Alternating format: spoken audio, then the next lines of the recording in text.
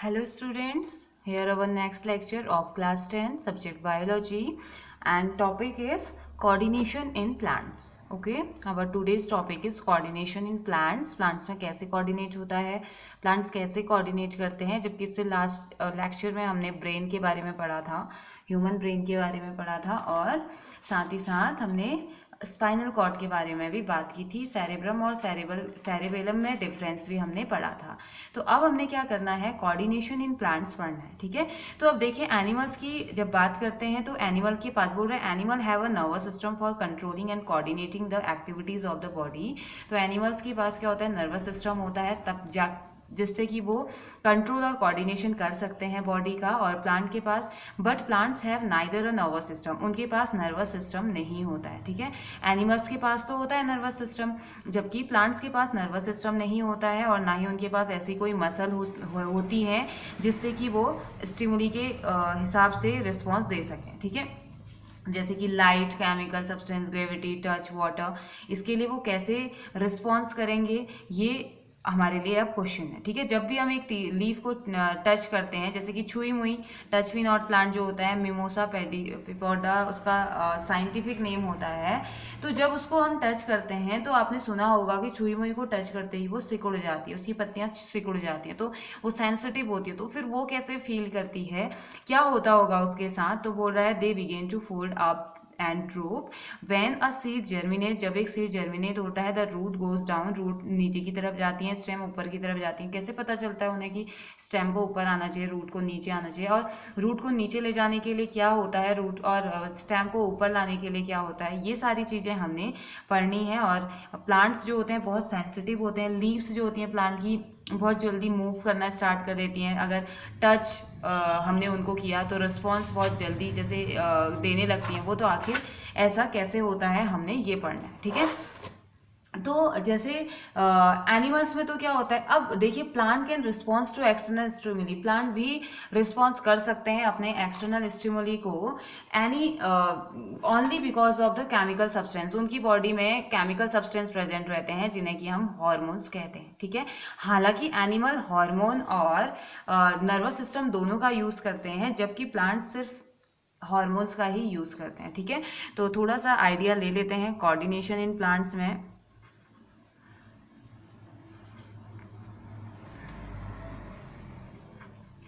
Coordination in plants,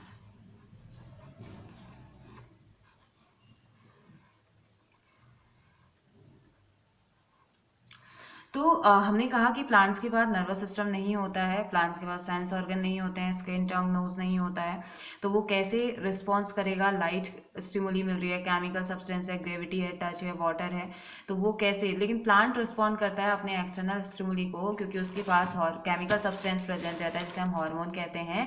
अब हम कह सकते हैं कि कंट्रोल और कोऑर्डिनेशन प्लांट में होता है इन्हीं हार्मोन्स के थ्रू, लेकिन एनिमल दोनों यूज करते हैं, नर्वस सिस्टम भी और हार्मोनल सिस्टम भी, दोनों ही यूज करते हैं, लेकिन प्लांट के पास नर्वस सिस्टम नहीं है तो वो सिर्फ और सिर्फ हार्मोन का यूज करेगा। ठीक है, प्लांट रिस्पॉन्स करते हैं अलग अलग टाइप के स्टिमुली को, लेकिन बहुत धीरे धीरे, जैसे कि very slowing bye growing, grow करेंगे बहुत धीरे धीरे ग्रो वो करते हैं, और जो रिस्पॉन्स होता है प्लांट का हम इमीडिएटली एब्जॉर्ब भी ऑब्जर्व भी हम उसे नहीं कर सकते हैं। ठीक है, इसमें टाइम टू टाइम हम उसे ऑब्जर्व कर सकते हैं, थोड़ा टाइम लेता है ऑब्जर्व करने में।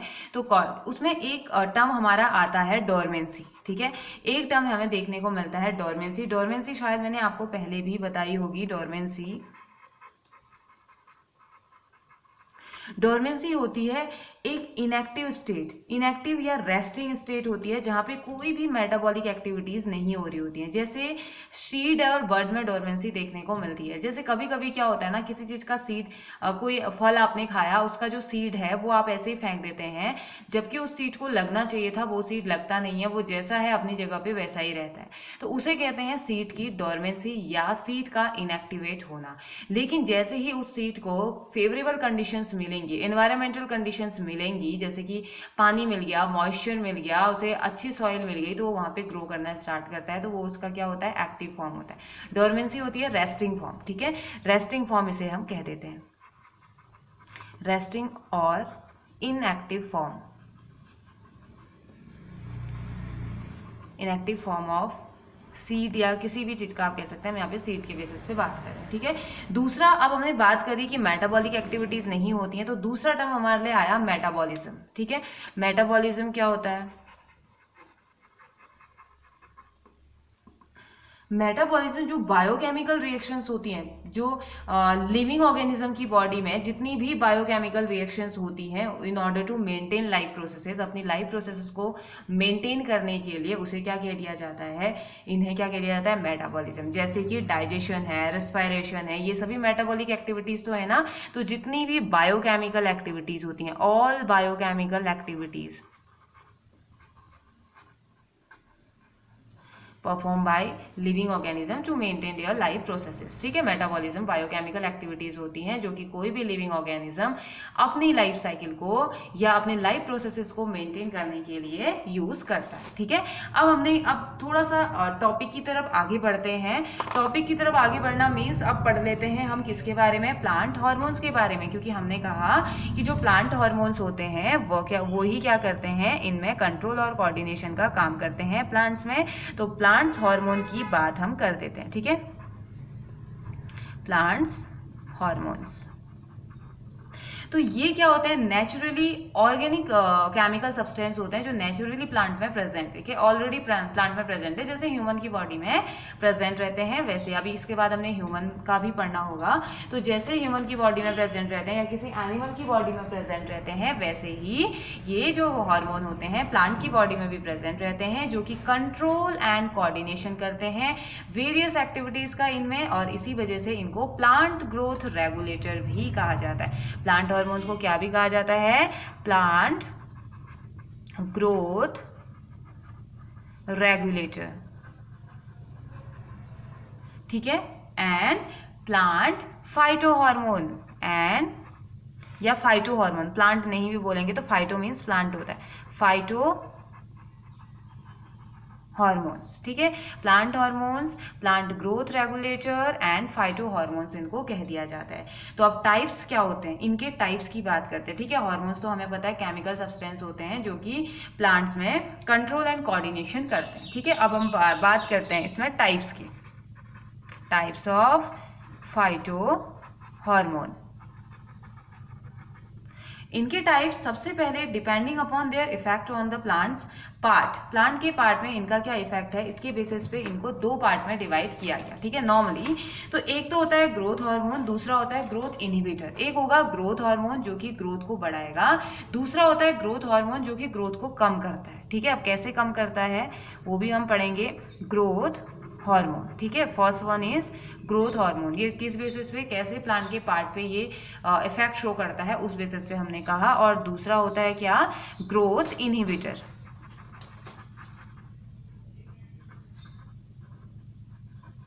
Growth hormone and growth inhibitor. There are two type of phytohormone depending upon their effect on the plant's part. They are of two types. Okay. तो देखो ग्रोथ हार्मोन क्या होता है? जो ग्रोथ हार्मोन होता है ना, ये ग्रोथ करता है, नेम से ही पता चल रहा है, किसी पर्टिकुलर पार्ट में, प्लांट के किसी पर्टिकुलर पार्ट में ग्रोथ करता है।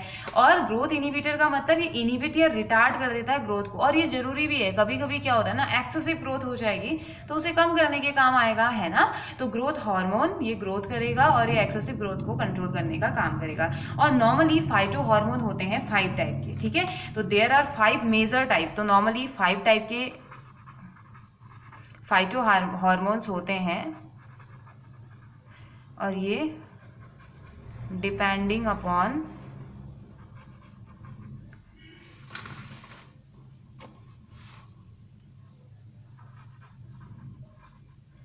Effects on the plants part, ठीक है। ये 2 टाइप के थे। अब लेकिन नॉर्मली ये होते हैं 5 टाइप के, ठीक है। 5 टाइप में ये बहुत ज़्यादा जरूरी है कि आपको ये लर्न होने चाहिए, ठीक है। कौन कौन से होते हैं? फर्स्ट इज ऑक्सिन, ठीक है, ऑक्सिन हार्मोन। दूसरा होता है जिब्रेलिन। थर्ड है साइटोकाइनिन। फोर्थ है इथाइलिन, इसे इथीन भी कहा जाता है, ठीक है। और फिफ्थ है एब्सिसिक एसिड। Abscisic acid. तो इनमें से जो ये 4 होते हैं, स्टार्टिंग के जो 4 हैं, इन्हें ग्रोथ प्रमोटर कहा जाता है। ठीक है, ग्रोथ प्रमोटर। और एब्सिसिक एसिड जो होता है वो होता है ग्रोथ इनहिबिटर। ग्रोथ प्रमोटर होते हैं 4 टाइप के, ऑक्सिन, जिब्रेलिन, साइटोकाइनिन, इथाइलिन। और ग्रोथ इनहिबिटर यानी कि जो ग्रोथ को कम करने का काम करता है वो होता है एब्सिसिक एसिड। ठीक है, तो अब सबसे पहले बात कर लेते हैं ग्रोथ हार्मोन्स की। ठीक है, ग्रोथ हार्मोन यानी कि फर्स्ट हम बात करेंगे ऑक्सिन की। ऑक्सिन नेचुरली अकरिंग होता है, जिसको कि इंडोल 3 एसिटिक एसिड भी कहा जाता है। इंडोल 3 एसिटिक एसिड कहा जाता है। ठीक है, ऑक्सिन को।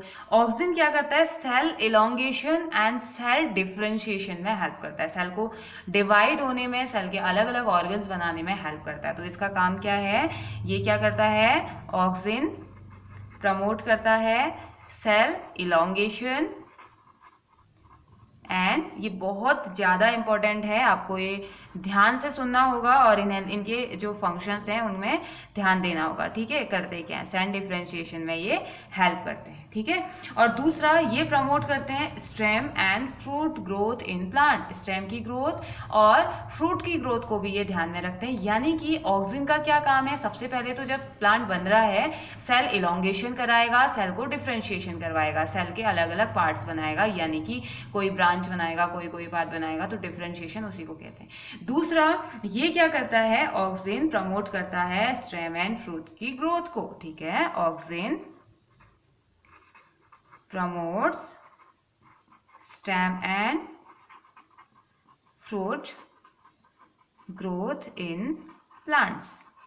ठीक है, स्टेम एंड फ्रूट ग्रोथ को भी ये क्या करता है, प्रमोट करता है। और साथ ही साथ most important thing, auxin regulate करता है, ऑक्सिन जो है वो रेगुलेट करता है ट्रॉफिक मूवमेंट्स को। ठीक है, अब ट्रॉफिक मूवमेंट क्या होते हैं, trophic movement like phototrophic and geotrophic, इनके बारे में भी अभी हम डिटेल में पढ़ने वाले हैं। ठीक है, ट्रॉफिक मूवमेंट को। ठीक है, फोटोट्रॉफिक मेनली 2 टाइप के, फोटोट्रॉफिक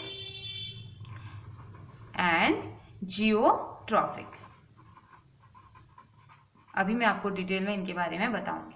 तो ऑक्सिन का क्या काम है, promote cell elongation and cell differentiation, promote stem and fruit growth in plant, auxin regulate trophic movement, phototrophic and geotrophic movement. ठीक है, auxin induce parthenocarpy in plant. तो auxin क्या करता है, पार्थेनोकार्पी को इंड्यूस करता है। पार्थेनोकार्पी, अभी मैं बताती हूँ आपको पार्थेनोकार्पी क्या होती है।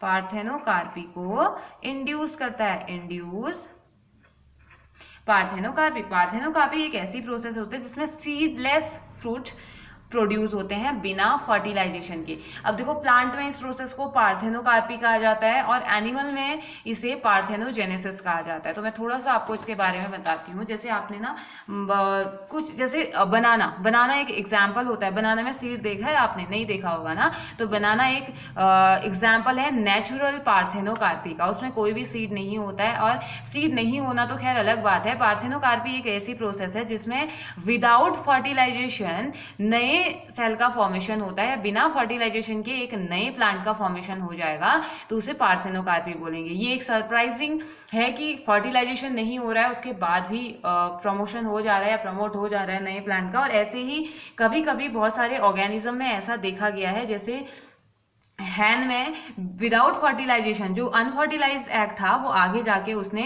ग्रोथ कर ली एक छोटे से हैन में या हैन के बच्चे में। ठीक है, उन्होंने एक ऑफस्प्रिंग हैन का प्रोड्यूस कर दिया। तो बहुत सारे ऐसे केसेस हमें देखने को मिले हैं। तो उसे कह देते हैं पार्थेनोजेनेसिस, मीन्स कि बिना फर्टिलाइजेशन, बिना गैमेट के फ्यूज हुए, बिना मेल और फीमेल गैमेट के फ्यूज हुए एक नए सीडलेस प्लांट का फॉर्मेशन होना, उसे क्या कह दिया, सीडलेस फ्रूट का फॉर्मेशन होना, उसे पार्थेनोकार्पी कह दिया जाता है। और अगर फर्टिलाइजेशन नहीं होगा तो सीड नहीं होगा। और इस पार्थेनोकार्पी का इतना ज्यादा यूज फिर आर्टिफिशियल तरीके से आजकल किया जाता है। तो आपने आजकल बहुत सारे फ्रूट्स ऐसे देखे होंगे जिनमें सीड होता ही नहीं है। जैसे कोई पपाया होता है, सबसे अच्छा एग्जाम्पल पपाया का मैं आपको दे रही हूँ। आपने देखे होंगे कुछ पपाया तो होते हैं बहुत ज़्यादा सीड वाले, लेकिन कुछ में आप देखेंगे एक भी सीड नहीं होता है, लेकिन अच्छा खासा होता है, टेस्ट ठीक है और पका भी रहता है, सब कुछ ठीक है। तो कैसे होता है? वो पार्थेनोकार्पी, वो आर्टिफिशियल पार्थेनोकार्पी के थ्रू, हालांकि पपाया में नेचुरली ऐसा नहीं होता है कि वो पार्थेनोकार्पी करे, लेकिन आर्टिफिशियली उसके मैकेनिज्म को पहचाना कैसे हो रहा है, उसको सूटेबल ग्रोथ हार्मोन या जो भी हार्मोन है लेबोरेटरी में दे दिए, इंजेक्ट करवा दिया, उसके बाद उसने सीडलेस पपाया का फॉर्मेशन कर दिया। ऐसे बहुत सारे फ्रूट हमें मिलते हैं जिनमें कि हम देखते हैं कोई भी सीड नहीं है, तो इसका मीन्स कि उसमें पार्थेनोकार्पी करवाई गई है। ठीक है, ये तो था ऑक्सिन का, ऑक्सिन इसे प्रमोट करता है, ऑक्सिन हार्मोन इंजेक्ट करवा दिया तो पार्थेनोकार्पी हो जाएगी। ठीक है, तो दूसरा आता है हमारा दूसरा हार्मोन जिब्रेलिन। ठीक है, ये तो हमने पढ़ लिया, ऑक्सिन तो हमने पढ़ लिया। दूसरा अब हम बात करते हैं दूसरे हार्मोन के बारे में जिसे हम कहते हैं जिब्रेलिन। जिब्रेलिन दूसरा प्लांट हार्मोन। ठीक है,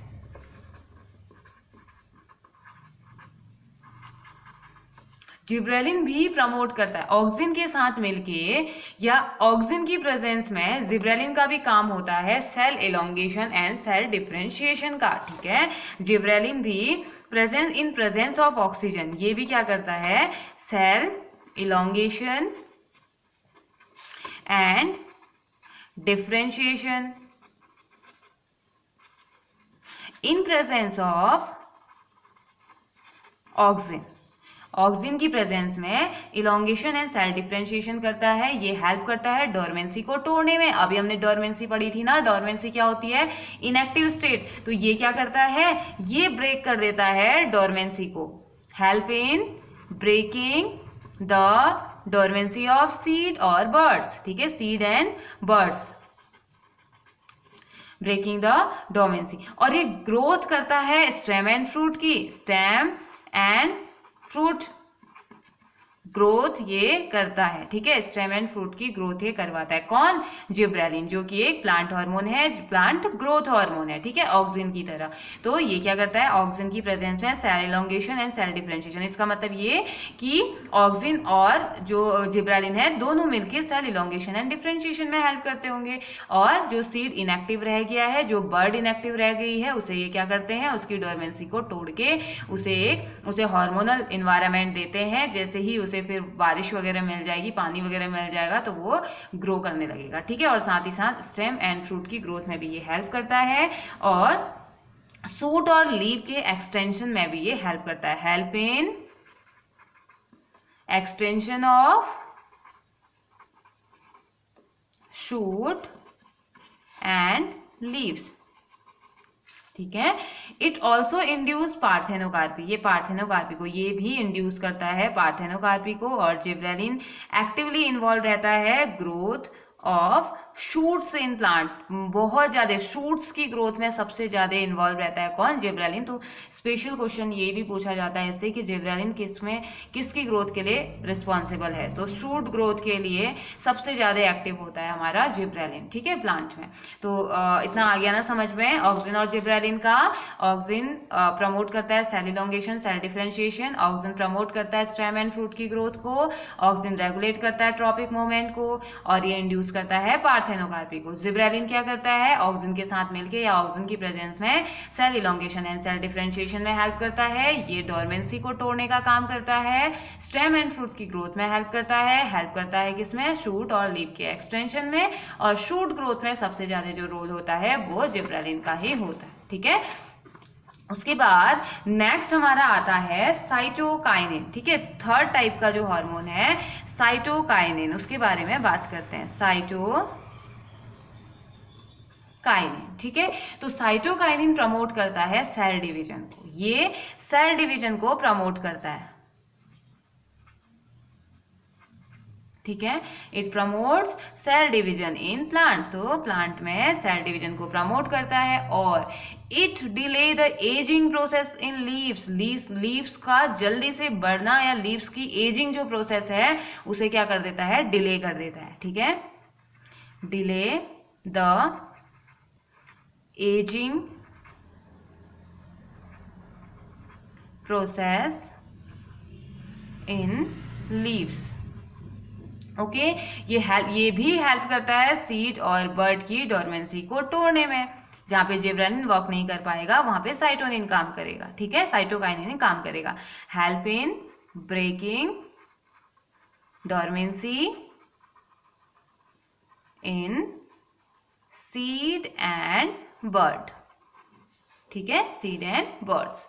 it promotes opening of stomata in leaves, most important task, ये क्या करता है, it promotes opening of stomata in leaves.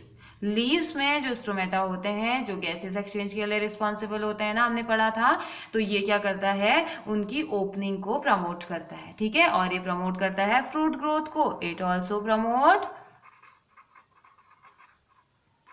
Fruit growth, ठीक है, फ्रूट की ग्रोथ को प्रमोट करता है। सेल डिवीजन, मेनली आपसे क्वेश्चन पूछा जाएगा कि प्लांट में ऐसा कौन सा हार्मोन है जो सेल डिवीजन में हेल्प करता है, तो साइटोकाइनिन, ठीक है। और प्रोसेस लीव्स में जो एजिंग प्रोसेस होती है उसे डिले करता है, ब्रेकिंग डोरमेंसी को ब्रेक करता है, स्टोमेटा की ओपनिंग को श्योर करता है या हेल्प करता है, और प्रमोट करता है फ्रूट ग्रोथ को, ठीक है। तो इतना आ गया ना समझ में। तो अब देखो इथाइलिन, तो आई थिंक आप लोगों में से बहुत सारे लोगों ने देखा भी होगा या पता होगा आप लोगों को, जिसे कि हम इथीन भी कहते हैं।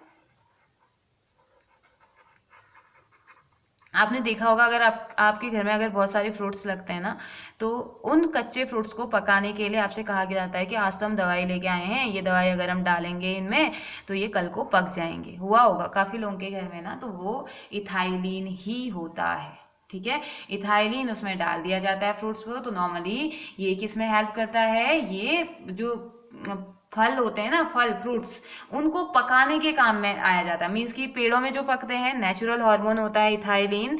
तो इथाइलिन से क्या होता है, जो पेड़ों में फल पक जाते हैं ना, जैसे आम है, सेब है, जो भी है, जो फल पक जाते हैं, फ्रूट्स जो पक जाते हैं, वो इथाइलिन की वजह से ही होता है। और जैसे तोड़ के रख दिए, उसके बाद अगर बाहर से आप उसमें ये इथाइलिन अगर डाल देंगे तो वो अगले दिन या 1-2 दिन में ईजिली पक जाते हैं, ठीक है, मैच्योर राइप हो जाते हैं। तो ethylene help in fruit growth, ये हेल्प करता है फ्रूट की ग्रोथ में, फ्रूट ग्रोथ। तो ये आपसे क्वेश्चन पूछा जाता है बार बार कि कौन सा ऐसा हार्मोन है जो फलों के पकने के लिए रिस्पॉन्सिबल होता है, तो वो कौन सा हार्मोन होता है, इथाइलिन, ठीक है। राइपनिंग ऑफ फ्रूट में भी ये हेल्प करता है। और हेल्प करता है ये भी सीड और बर्ड की डोरमेंसी को ब्रेक करने में हेल्प करता है, ठीक है, डोरमेंसी ब्रेकिंग में भी ये हेल्पफुल होता है, ठीक है, कौन, इथाइलिन। अब नेक्स्ट आता है हमारा एब्सिसिक एसिड, जिसे कि ABA के नाम से जाना जाता है। इसका फुल फॉर्म आपसे पूछा जाता है, ठीक है, एब्सिसिक एसिड, और इसे कहा जाता है ABA, एब्सिसिक एसिड। तो ये क्या करता है, ये प्रमोट करता है डोरमेंसी को, मतलब कि ग्रोथ को रोकने का काम करे। ग्रोथ इनहिबिट हो गया ना, ये प्रमोट करेगा कि डोरमेंसी हमेशा रहे। इट प्रमोट्स डोरमेंसी, जहाँ पे जरूरत है डोरमेंसी को प्रमोट करने की, वहाँ पे ये डोरमेंसी को प्रमोट करता है, ठीक है। और क्या कर देता है, जिससे कि क्या हो जाएगी, एंड दस इनहिबिट ग्रोथ, ग्रोथ इनहिबिट हो जाएगी ना सीधे सीधे, ठीक है। दूसरा ये, अब देखो इसने क्या किया था, it promote opening of stomata. अब स्टोमेटा ओपन होंगे तो क्लोज भी तो होते हैं ना, क्लोज होना भी तो जरूरी है, अदरवाइज हमने पढ़ा था कि उसमें क्या हो जाएगा, ट्रांसपिरेशन, वाटर लॉस बहुत ज़्यादा हो जाएगा, पानी की कमी हो जाएगी। तो इसलिए एब्सिसिक एसिड, मतलब इसका कोई ऐसा नेगेटिव इफेक्ट कुछ नहीं है, ठीक है। नेगेटिव इसलिए है क्योंकि अगर सब ग्रोथ ही करेंगे तो फिर वो तो एक्सेसिव ग्रोथ हो जाएगी ना, तो उसको थोड़ा कंट्रोल में करने के लिए एब्सिसिक एसिड आता है। और ये क्या करता है, it promotes closing of stomata, close कर देता है स्टोमेटा को, ठीक है, जिससे कि this effect wilting of leaves. It promote falling of leaves, leaves को फॉल करने में भी हेल्प करता है, क्योंकि जो लीव्स पुराने हो जाएंगे वो गिरेंगे नहीं तो फिर नए कैसे आएंगे ना, तो ये किस में हेल्प करता है, it promotes falling of leaves, ठीक है। तो आजकल क्या होता है, nowadays synthetic poly phyto hormones का यूज किया जाता है एग्रीकल्चर में, हॉर्टिकल्चरल फील्ड में, और ये आर्टिफिशियली ये इन हार्मोन्स को बनाया जाता है। इथाइलिन हो गया, साइटोकाइनिन है, एब्सिसिक एसिड है, इनको आर्टिफिशियली बनाया जाता है और यहाँ पे इनको लेबोरेटरी में प्रिपेयर किया जाता है, जो कि कैपेबल होते हैं किस चीज़ के लिए, जो प्लांट मतलब कि जो रिड्यूस कर देते हैं ग्रोथ पीरियड को। ग्रोथ अगर 6 महीने में ग्रोथ होगी तो प्लांट हार्मोन का यूज करके 3 महीने में ही उसे हमें प्रोवाइड करवा दिया जाता है। जैसे कि हम लोग देखते हैं बहुत सारे फ्रूट्स ऐसे हमें मार्केट में मिलते हैं, बहुत सारी वेजिटेबल्स हमें ऐसी मिलती हैं जिनका सीजन नहीं होता है, उसके बाद भी हम वो खा रहे होते हैं। तो वो ऐसे ही होता है क्योंकि आर्टिफिशियल हार्मोन्स का फॉर्मेशन करवा दिया जाता है, आर्टिफिशियल हार्मोन्स उनमें इंजेक्ट करवा दिए जाते हैं। तो उन्हें हार्मोन ही तो चाहिए और इन्वायरमेंट प्रोवाइड करा दिया पॉली हाउस में, उनको जैसा इन्वायरमेंट उस टाइम होना चाहिए उसके फसल के लिए, तो क्या हो जाता है, फिर वो मैच्योर हो जाते हैं और हमारे खाने लायक हो जाते हैं। ठीक है, हमें दे दिया जाता है। तो उसके बाद ये भी रेफर किया जाता है कि कुछ कंडीशंस ऐसी आती है, कुछ कॉन्सिक्वेंसेस ये भी हैं कि it refer to condition of seed. Seed की कंडीशन पे डिपेंड करता है कि कब वो जर्मिनेट होने से फेल हो जाता है, या when it fails to germinate, कि वो जब वो फेल हो जाएगा, जर्मिनेट नहीं हो पाती है कोई सीड, या कोई सीड जर्मिनेट नहीं हो पाता है। क्यों?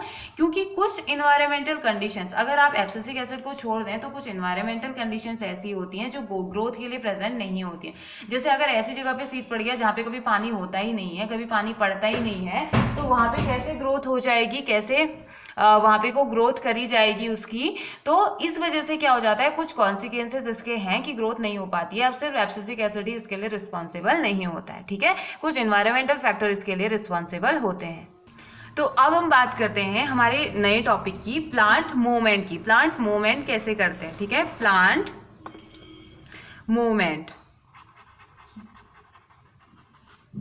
तो प्लांट मूवमेंट क्या होता है? प्लांट जो है, हमें पता है कि मूवमेंट तो करते नहीं है, वो एक जगह फिक्स रहते हैं, तो फिर हम प्लांट मूवमेंट क्यों बोल रहे हैं? तो इसमें क्या होता है, प्लांट जो होते हैं एक जगह फिक्स रहते हैं, उनकी रूट्स के थ्रू वो ग्राउंड में रहते हैं, ग्राउंड जमीन के अंदर रहते हैं, रूट उन्हें फिक्स करने का काम करती है और इसी वजह से वो मूव भी नहीं कर पाते हैं। ठीक है, एक जगह से दूसरी जगह। और साथ ही साथ प्लांट कोई लोकोमोशन भी शो नहीं करते हैं। लोकोमोशन मीन्स पूरी प्लांट बॉडी का मूवमेंट, एक जगह से दूसरी जगह जाना। मूवमेंट होता है, लोकोमोशन होता है एक जगह से दूसरी जगह जाना, प्लांट मूवमेंट होता है। मूवमेंट नॉर्मली हिलना डुलना, तो हिलना डुलना तो प्लांट्स करते ही हैं, लीव्स हिलती हैं, ग्रोथ करती हैं, वो एक मूवमेंट माना जाता है। लेकिन लोकोमोशन तो बिल्कुल भी नहीं होता है प्लांट में। ठीक है, तो बट मूवमेंट जो होता है एक इंडिविजुअल पार्ट के लिए मूवमेंट रेफर किया जाता है कि इंडिविजुअल पार्ट को, जैसे रूट का, शूट का, लीव्स का, स्टेम का मूवमेंट हम कह सकते हैं। जबकि लोकोमोशन को रेफर किया जाता है किससे? पूरे प्लांट बॉडी का एक जगह से दूसरी जगह जाना। ठीक है, प्लांट बॉडी एक जगह से दूसरी जगह जब चली जाएगी तो उसे हम क्या बोल देंगे? Plant locomotion. ठीक है, तो जब ये अगर इन प्लांट की जब हम बात करते हैं, जब भी एक्सटर्नल स्टिमुली उनके कांटेक्ट में आती है, जैसे लाइट है, ग्रेविटी है, वाटर है, केमिकल एंड टच, कुछ भी अगर ऐसा हो रहा है, जैसे कि हमने ह्यूमन बीइंग में पढ़ा था, टच हो रहा है या हमें ठंडा फील हो रहा है या हमें पेन फील हो रहा है, हमें गर्म फील हो रहा है, तो एक्सटर्नल स्टिमुली थे ना ये सभी। हमारे पास कोई ना कोई ऐसा ऑर्गन था, कोई ना कोई ऐसा पार्ट था जो कि हमें बता रहा था। हमारे पास सेंस ऑर्गन थे जिनके थ्रू हम इनको फील कर पा रहे होते हैं, ये हमने पढ़ा था। ठीक है, तो ऐसे ही इनमें भी होता है, प्लांट्स में भी होता है। प्लांट भी क्या करते हैं? अपने एक्सटर्नल स्टिमुली के लिए रिस्पॉन्स देते हैं। और ये जो स्टिमुली होते हैं, दो ग्रुप में इनको डिवाइड किया गया। ठीक है, दो कैटेगरी में ये आते हैं। पहली कैटेगरी तो है ट्रॉपिज्म, दूसरी कैटेगरी है नेस्टिज्म। ठीक है, तो ट्रॉपिज्म में क्या होता है? Tropism direction of stimulus determine the means कि ट्रॉपिज्म में डायरेक्शन की हम बात करते हैं। ठीक है, इसमें डायरेक्शन की, जैसे अपवर्ड डायरेक्शन, डाउनवर्ड डायरेक्शन, कौन सा डायरेक्शन है इसकी हम बात करते हैं इसमें प्लांट के पार्ट की। बट नेस्टिज्म में डायरेक्शन ऑफ मूवमेंट की बात करते हैं, इसमें डायरेक्शन ऑफ स्टिमुलस की बात करते हैं। ट्रॉपिज्म में डायरेक्शन ऑफ स्टिमुलस की हम बात करते हैं, और स्टिमुलस क्या होता है? वही टच, फील वगैरह जो भी है उसकी बात करते हैं। और दूसरा ये जो नेस्टिज्म होता है, ये होता है डायरेक्शन ऑफ मूवमेंट। ठीक है, डायरेक्शन ऑफ मूवमेंट इसकी बात करते हैं, जो कि डिटरमाइन नहीं होता है। Direction which movement is not determined by direction of stimulus, जो कि स्टिमुलस के डायरेक्शन जो स्टिमुलस होता है उससे डिटरमाइन ये नहीं किया जाता है। अभी हम पूरा डिटेल में पढ़ेंगे तो फिर हमें समझ में आ जाएगा, ठीक है। तो स्टार्ट करते हैं फर्स्ट ट्रॉपिक मोमेंट से, ठीक है। ट्रॉपिज्म या ट्रॉपिक मोमेंट से हम इसे स्टार्ट करते हैं। ट्रॉपिक मूवमेंट क्या होता है? The type of movement in which plant parts show growth toward a specific stimulus is called tropic movement. यानी कि ट्रॉपिक मूवमेंट एक टाइप का मूवमेंट है जिसमें प्लांट का कोई भी पार्ट या प्लांट का एक पार्ट एक स्पेशल टाइप की ग्रोथ शो करता है उस स्टिमुलस के लिए जो उसको बाहर से मिल रहा है। जैसे फॉर एग्जाम्पल सनफ्लावर का ले लेते हैं। आपने देखा होगा कि सनफ्लावर हमेशा क्या किस तरह झुका होता है, किसकी तरफ झुका रहता है? सनलाइट की तरफ झुका रहता है ना। तो इसका मतलब क्या है? लाइट एक स्टिमुलस की तरह काम कर रही है या सनलाइट एक स्टिमुलस की तरह काम कर रही है। तो वो किस तरह, कहाँ का मूवमेंट होता है उसका? मूवमेंट टुवर्ड्स सनलाइट, सनलाइट की तरफ मूवमेंट होता है ना उसका। तो ऐसे ही जब एक सीड जर्मिनेट होता है तो उसकी जो रूट्स होती है, मतलब कि जब एक बीज ग्रो कर रहा है, बीज में जब ग्रोथ हुई, हमने एक बीज लगाया, सीड लगाया और वो ग्रोथ कर रहा है, तो उसमें क्या होता है? अब उसकी धीरे धीरे जड़ भी तो आ रही होंगी ना, उसकी रूट्स भी तो बन रही होंगी। वो रूट्स नीचे की तरफ क्या कर रही होती है? जारी होती हैं। रूट्स जैसे जमीन के नीचे, जैसे ये रूट है तो ये जमीन के नीचे ही जाती है ना। आपने कभी देखा कि रूट ऊपर की तरफ बढ़ रही हो, ऐसे स्टेम की तरफ आ रही है? नहीं, कभी देखा होगा ना। रूट की ग्रोथ क्या हो रही है? नीचे की तरफ हो रही है और स्टेम क्या हो रहा है? ऊपर की तरफ आ रहा है एयर में। तो यहाँ पे जो ग्रोथ है वो इन्वॉल्व हो रही है। यहाँ पे ग्रोथ इन्वॉल्व हो रही है किसके लिए? मूवमेंट के लिए, ठीक है। मूवमेंट के लिए हमने यहाँ पे ग्रोथ की बात करी, रूट की ग्रोथ और स्टेम की ग्रोथ की बात करी, जहाँ पे स्टेम एयर में हवा की तरफ ऊपर को बढ़ रहा है और जो रूट है वो जमीन से नीचे की तरफ जा रही है, ठीक है। क्यों ऐसा क्यों हुआ ट्रॉपिक मूवमेंट में? और ये ऐसा क्यों हुआ? तो ये हुआ हमारे ट्रॉपिक मूवमेंट की वजह से, ये स्टिमुलस की वजह से हुआ। जो स्टिमुलस जो फील उसे करवा रहे हैं, जो स्पेशल टाइप के स्टिमुलस उसकी बॉडी में है, प्लांट की बॉडी में, वो उससे ये काम करवा रहे हैं, ठीक है। जो ग्रोथ होती है प्लांट के पार्ट्स की, वो ग्रोथ, प्लांट के पार्ट्स की ग्रोथ रिस्पॉन्स है उसका स्टिमुलस को। जैसे हम रिस्पॉन्स कर रहे थे, अगर हाथ, हमने कहा कि अगर हमारा हाथ हॉट प्लेट पे लग गया तो हमने जल्दी से हाथ हटा लिया, तो हम भी तो रिस्पॉन्स दे रहे थे ना। हमने वहां पे क्या कह दिया? रिफ्लेक्स एक्शन हमने उसे कह दिया। यहाँ पे हम क्या बोल रहे हैं? उसे ट्रॉपिक मूवमेंट कह दे रहे हैं, ठीक है। तो प्लांट की जो ग्रोथ है, प्लांट की ग्रोथ किस चीज के रिस्पॉन्स? स्टिमुलस को रिस्पॉन्स है, ठीक है। उसका अपने स्टिमुलस को रिस्पॉन्स है टुवर्ड्स द स्टिमुलस, जहां से स्टिमुलस मिलेगा।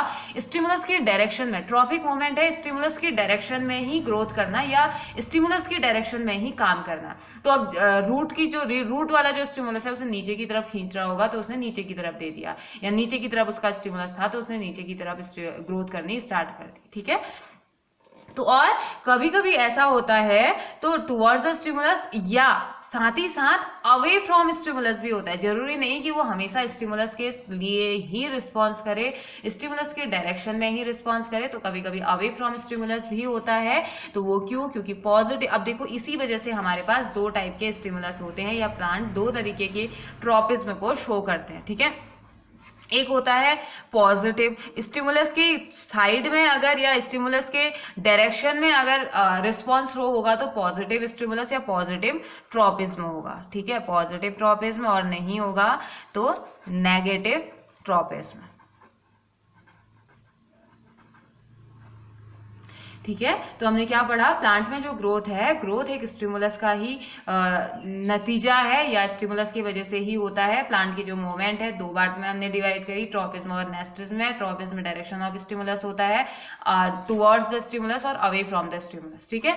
और यही ट्रॉपिक मूवमेंट फिर दो पार्ट में डिवाइड करे, पॉजिटिव ट्रॉपिज्म और नेगेटिव ट्रॉपिज्म। तो पॉजिटिव ट्रॉपिज्म में जब स्टिमुलस के टुवर्ड्स रिस्पॉन्स होगा, नेगेटिव ट्रॉपिज्म में जब टुवर्ड्स के अपोजिट डायरेक्शन में रिस्पॉन्स होगा या अवे फ्रॉम स्टिमुलस होगा, ठीक है। अगर ग्रोथ, प्लांट की ग्रोथ या प्लांट के किसी पार्ट की जो ग्रोथ है वो टुवर्ड्स स्टिमुलस होगा तो उसे पॉजिटिव स्टिमुलस, और अवे फ्रॉम स्टिमुलस होगा तो उसे नेगेटिव ट्रॉपिज्म हम बोल देंगे, ठीक है। तो अब बात आती है कि इतने कितने टाइप के ट्रॉपिज्म होते होंगे, ठीक है। अब हम पढ़ते हैं टाइप्स ऑफ ट्रॉपिज्म की हम बात करते हैं। तो टाइप्स ऑफ ट्रॉपिज्म होते हैं अलग अलग टाइप के कॉमन स्टिमुलस या स्टिमुली प्रेजेंट रहते हैं प्लांट में। जैसे प्लांट में क्या, प्लांट के लिए जैसे लाइट है। अब पहले पढ़ते हैं स्टिमुली कौन कौन से होते हैं, ठीक है। स्टिमुली फिर हम पढ़ेंगे ट्रॉपिज्म में। तो लाइट होता है, ग्रेविटी होती है, light, gravity, water, chemicals and touch. ये सभी अलग अलग टाइप के क्या होते हैं, स्टिमुली होती है जो कि ट्रॉपिज्म मूवमेंट को देते हैं, यानी कि ट्रॉपिक मूवमेंट को शो करते हैं प्लांट में। ठीक है, जैसे हमने एनिमल्स में पढ़ा था, क्या क्या पढ़ा था, थिग्मो के बारे में, हमने टच के बारे में पढ़ा था, फोटो के लिए हमने बोला क्या, लाइट अगर पड़ेगी तो फोटो हमने बोला था, और फोनो काय के लिए बोला था, फोनो हमने कहा था जब हम सुनते हैं, किसी चीज को सुनते हैं या सेंस अगर हम कर पाते हैं, लाइट के लिए जैसे फोटो रिसेप्टर कहा था ना, और साउंड के लिए फोनो रिसेप्टर कहा था, और हीट के लिए थर्मो रिसेप्टर कहा था, टच के लिए टैंगो रिसेप्टर, स्मेल के लिए ऑल्फैक्टरी रिसेप्टर, टेस्ट के लिए गस्टेटरी रिसेप्टर। ये हमने एनिमल्स में पढ़े थे, और हम ऐसे ही प्लांट्स में पढ़ेंगे। प्लांट्स में जो ये 5 अलग अलग टाइप के जो स्टिमुली हैं, इनको अब यहाँ पे हम लिख देंगे स्टिमुलस, और दूसरे कॉलम में हम दिखाएंगे ट्रॉपिज्म। यहाँ ट्रॉपिज्म हम उसे कहते हैं, वहां रिसेप्टर कहा जाता है। ठीक है, तो सबसे पहले लाइट के लिए कौन सा ट्रॉपिज्म है, जैसे लाइट के लिए वहां होता है, लाइट का मतलब फोटो मीन्स लाइट होता है, तो लाइट के लिए हमेशा फोटो ही यूज करेंगे। ठीक है, तो इसे क्या कह दिया जाएगा, फोटोट्रॉपिज्म।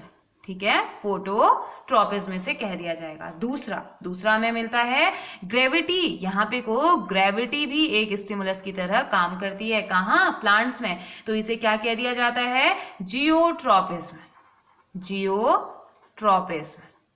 ओके, नेक्स्ट वाटर भी स्टिमुलस की तरह बिहेव करता है प्लांट्स में, तो इसे क्या कह दिया जाता है, हाइड्रोट्रॉपिज्म।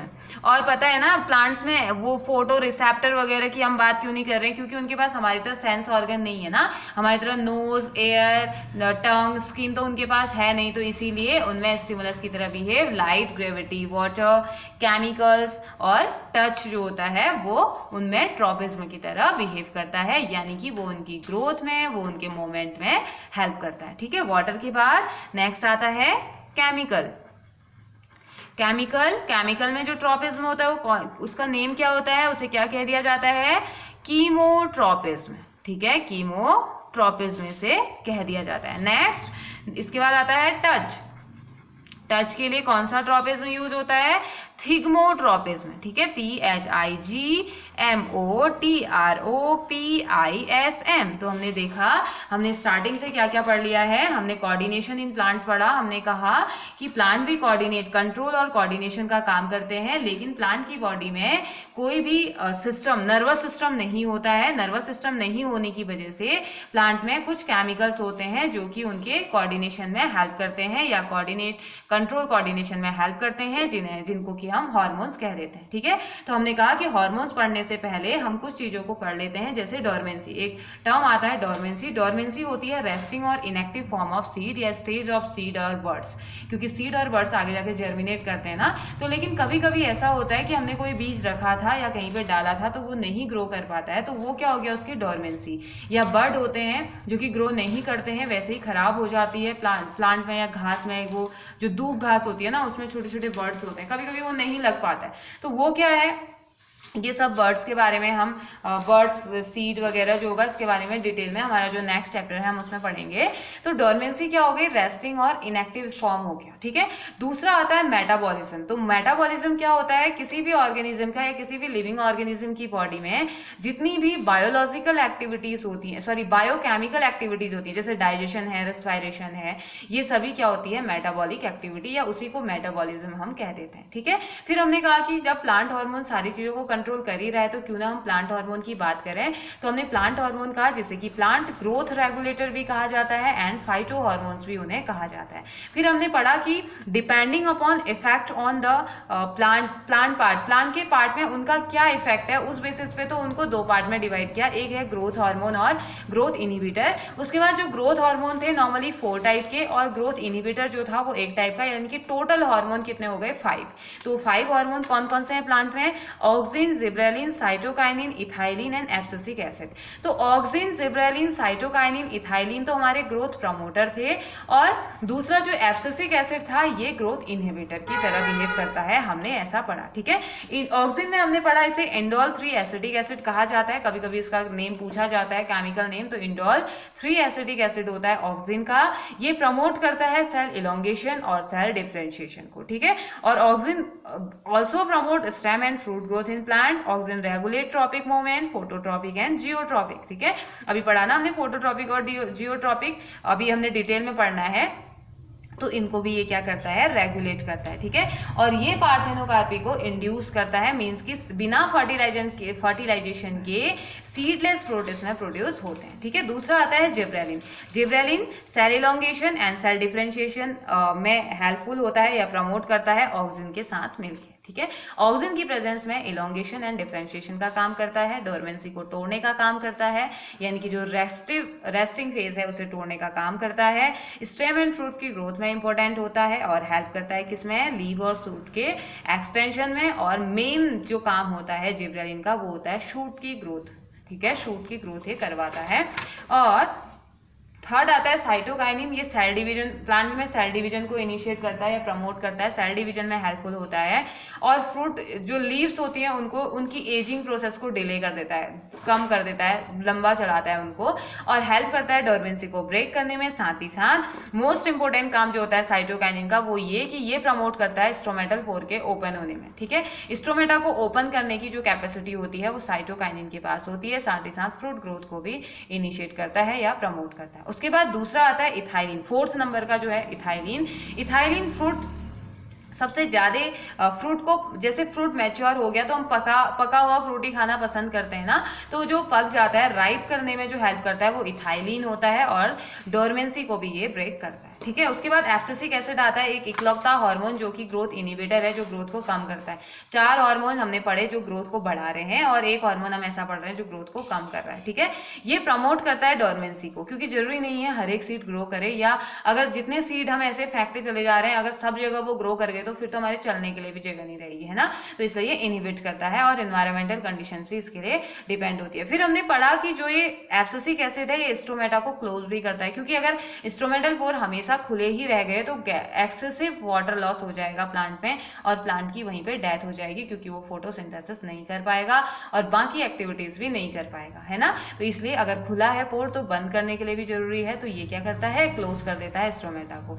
और ये लीव्स को गिरने के लिए भी प्रमोट करता है, मीन्स कि अगर लीव्स पुरानी हो गई हैं, नहीं काम की हैं, अब फोटोसिंथेसिस नहीं कर पा रही हैं, तो उन्हें गिराने में गिरेंगी तभी तो नई लीव्स आएंगी ना, तो उसमें भी ये हेल्प करता है। ठीक है, उसके बाद प्लांट मूवमेंट की हमने बात करी। हमने कहा कि प्लांट मूवमेंट होता है, प्लांट 2 तरीके के मूवमेंट शो करता है, एक ट्रॉपिज्म मूवमेंट, दूसरा नेस्ट्रिज्म मूवमेंट। तो ये होता है डायरेक्शन ऑफ स्टिमुलस के बेसिस पे और ये डायरेक्शन ऑफ मूवमेंट के बेसिस पे बात करता है। इन दोनों के ही बारे में हमने डिटेल में पढ़ना है। तो ट्रॉपिक मूवमेंट हमने कहा कि जैसे एक एग्जाम्पल ले लिया, किसी भी स्टिमुलस की तरफ झुक जाना, स्टिमुलस की तरफ और स्टिमुलस से दूर जाना होता है ट्रॉपिक मूवमेंट। ठीक है, और स्टिमुलस क्या क्या हो सकते हैं, लाइट हो सकती है, ग्रेविटी हो सकती है, वाटर हो सकता है, केमिकल हो सकता है, टच हो सकता है। तो इसी बेसिस पे ट्रॉपिक मूवमेंट को 2 पार्ट पे डिवाइड किया गया, एक तो पॉजिटिव ट्रॉपिज्म, दूसरा नेगेटिव ट्रॉपिज्म। तो ऐसा मूवमेंट जब प्लांट स्टिमुलस की तरफ रिस्पॉन्स करेगा, जैसे कि हमने कह दिया सन की तरफ झुक जाना प्लांट का, वो पॉजिटिव ट्रॉपिज्म हो गया। अगर सन से दूर जाएगा तो नेगेटिव ट्रॉपिज्म हो जाएगा। ठीक है, तो ये पॉजिटिव ट्रॉपिज्म और नेगेटिव ट्रॉपिज्म का एग्जाम्पल हमारा हो गया। तो उसके बाद एग्जाम्पल क्या, पॉजिटिव ट्रॉपिज्म की तरफ, स्टिमुलस की तरफ और नेगेटिव स्टिमुलस से दूर जाना। ठीक है, इसके बारे में भी और डिटेल में हम पढ़ेंगे।